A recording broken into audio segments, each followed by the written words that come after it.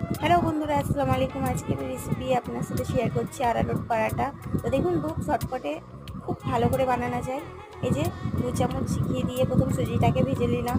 প্রথম তো নারকেল কুচিটাকে ভেজে নিয়েছি 2 চামচ দিয়ে, তারপরে 2 চামচ দিয়ে দেখুন আটাটা ভেজে নিলাম।